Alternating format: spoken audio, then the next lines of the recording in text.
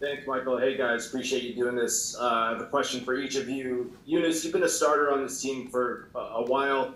There's a lot of midfield competition, though, now. Johnny coming off a great season. Gio played very well in the middle in the last game. What do you have to do during this camp and these two friendlies to make sure that you stay in the lineup?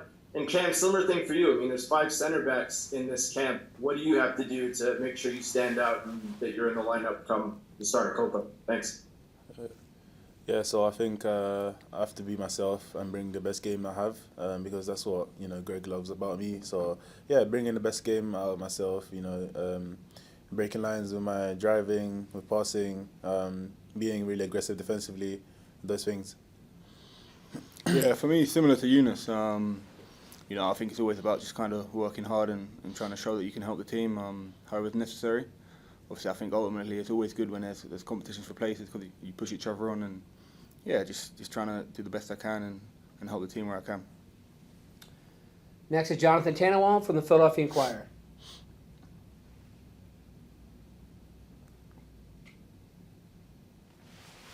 Jonathan, we're not hearing you.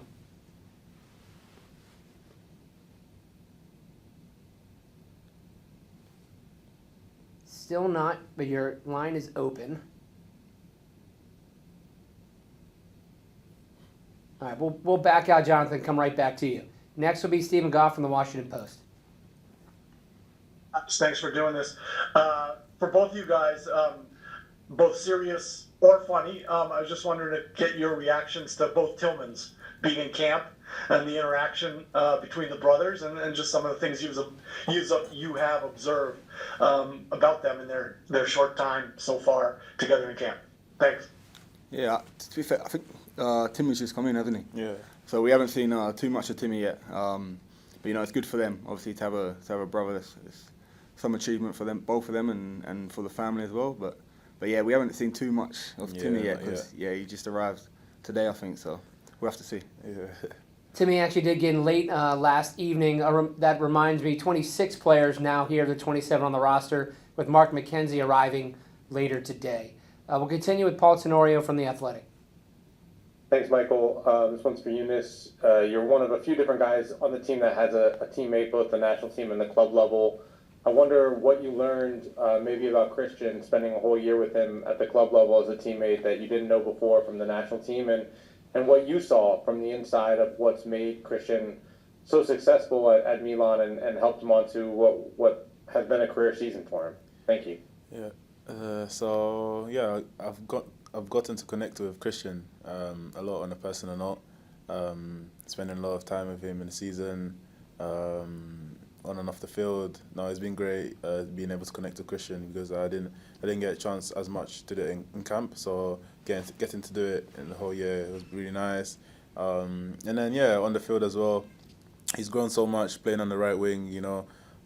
Being so effective this season, scored so many goals and assisted, and he's been I think the best attacker in our team. So it was just the manager was giving him confidence. He had faith in him, and it was a mutual thing, and the confidence that the manager gave him reflected on the field. So that's how the season went. All right, Jonathan, let's give it a go again. All right, does it sound better? It does. Thanks. Thanks, Michael, and thanks, guys, as always, for taking the time. Yunus, this one's for you. How do you assess how your season at Milan went? You played a lot of games. They finished second in Serie A. It was a good season for the club in a lot of ways, but maybe not as much playing time as you had hoped for. Personally, how do you think it went for you? Yeah, so no, it went really well at the beginning until December when I got a little injury. Played a lot of games in the Champions League and important games in the league and everything. So it was really great. And then that's when obviously you start expecting that it's gonna go like that for the whole season. And then things happen during the season and then you have to adjust. And then towards the end of the season, I started being involved in some really important games again. Europa League and the derby and things like that. So no, it's been a good season. Knowing that I was always there, pushing and always staying around the team, and it's been a good first season. Next is Henry Bushnell from Yahoo. Thanks, Michael. Thanks, Cam and Yunus. Appreciate you guys doing this. Another question for Yunus. Sorry to keep peppering you. You were asked a few months ago, I think, about the Olympics and that being a possibility. You're obviously age eligible. Have you had any updates on those selections? Are you still interested in doing it? Is there still a possibility that you might do both tournaments? You never know. It's possible that I still get called up. Things happen and decisions are made. So you never know. I could still go to the Olympics, maybe. But at the moment, I'm not on the list or anything. So yeah, I'm just focused on Copa America at the moment. We'll go to Lizzie Becherano from ESPN. Hi, thanks for taking the time. Eunice, another one for you. Obviously, there's conversations about right back with Sergiño Dest, unfortunately out with injury. I wonder how much time you've spent working on that at camp and whether you've had conversations about it with Coach Berhalter. Yeah, so unfortunately Sergiño had a nasty injury, so it's sad to not have him in camp and seeing him not being able to play for now. But yeah, we have also a lot of quality right backs. I played right back myself as well this season. So yeah, it's a position where if I was asked to play there, I'd be more than happy to play there and try my best to do it. So yeah, I'm looking forward to seeing where I'll be playing. Next is Mike Waitala from Soccer America. Hi, Cameron, congratulations on adding more trophies to your collection. Can you talk a little bit about what it's like to play in Scotland? It looks like you have a pretty amazing home crowds, and maybe how that type of soccer compares to what you may have to adjust to when you play with the U.S. national team. Yeah, no. So I really enjoy playing at Celtic. Obviously, it's a massive club, and one thing I like about it is the pressure's always there. The title race this year got a bit close, and you could kind of see from our fans that it would be unacceptable for us to lose that. So it definitely helps you and keeps you on your game. And then football-wise, some of the games are really good, some of the games are really tough, others not so much. It's hard to kind of compare to international football, but at the end of the day, you just got to kind of deal with what's in front of you and try and compete as best as you can. We'll go to Michael DeCourcy from the Sporting News. Yeah, for both guys, because this appears to be the last real competitive tournament you'll play in advance of 26, because there's no qualification process, there's been a lot of discussion about the pressure to perform well in this event. Is that something that is felt within the locker room, on the practice field to this point?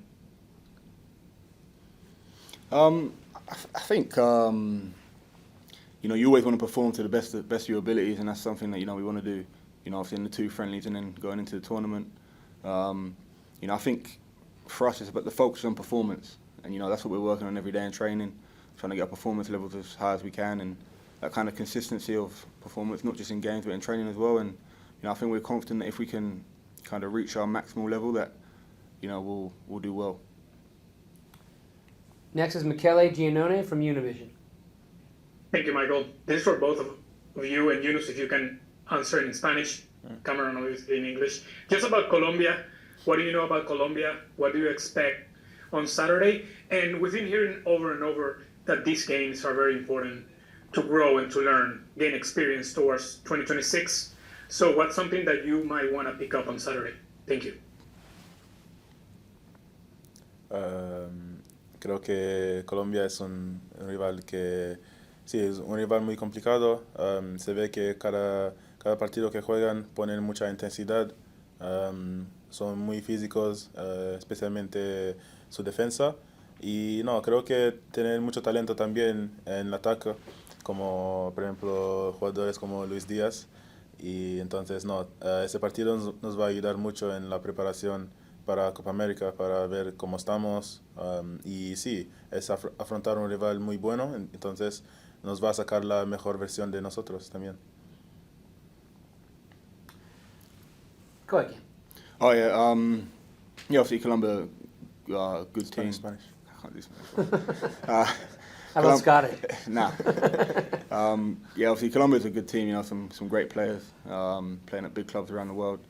Like I was kind of saying before, for us it's just about trying to find that good performance level and kind of make sure that we have a clear idea of how we want to play heading into the tournament, and just trying to maximise the most learning that we can out of the 2 games.